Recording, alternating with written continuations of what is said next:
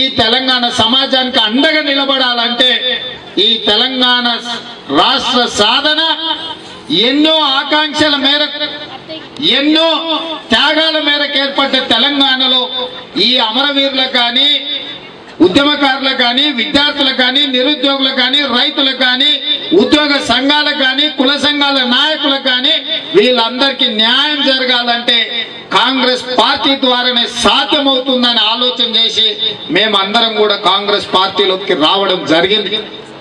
ఇవాళ ఈ వేదిక మీద నుంచి పాత్రికేయ మిత్రులకు విజ్ఞప్తి చేస్తున్నా, ఆనాడు 10 మంది టిఆర్ఎస్ కార్యకర్తలు రోడ్డు మీదకి వస్తే పదే వందల మంది వేల మంది వచ్చినట్టుగా రాసి చూపించి తెలంగాణ ప్రజల ఆకాంక్షను తెలియజెప్పి తెలంగాణ రాష్ట్రం తెస్తే ఇవాళ మిమ్మల్ని కూడా నట్టేట ముంచి మోసం చేసి కనీసం మీకు ఆరోగ్య భద్రత కార్డు ఇవ్వక మీకు మండలాల్లో ఇళ్ల స్థలాలు ఇస్తా అని అవి ఇవ్వక నిన్నగాక మొన్న ఓ 10,000 మంది హైదరాబాద్ లో మీరు కూడా సమావేశం పెట్టుకొని ఆవేదన వెళ్ళగక్కే పరిస్థితి వచ్చిందంటే ఇక ఈ తెలంగాణ సమాజంలో కేసీఆర్ ద్వారా ఎవరికి మేలు జరగదన్న సంగతి స్పష్టత వచ్చింది.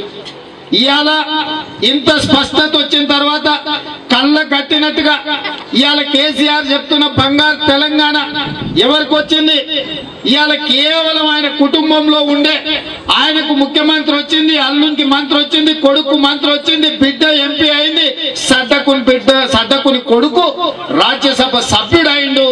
బంగారు కుటుంబం అయిపోయింది కేసీఆర్ కు. కేసీఆర్ ఉద్యమం నేను ఉద్యమకారుని అంటాడు. నేను అడుగుతున్న ఈ వేదిక మీద నుంచి గతంలో ఈ ప్రాంతంలో నక్సలైట్ల ఉద్యమం జరిగింది. ఎవరి కుటుంబానికన్నా భూమి వచ్చిందా? ఎవరి కుటుంబానికన్నా ట్రాక్టర్లు వచ్చినాయా? ఎవరి కుటుంబానికన్నా ఏమైనా అదనంగా ఆస్తులు వచ్చినాయా?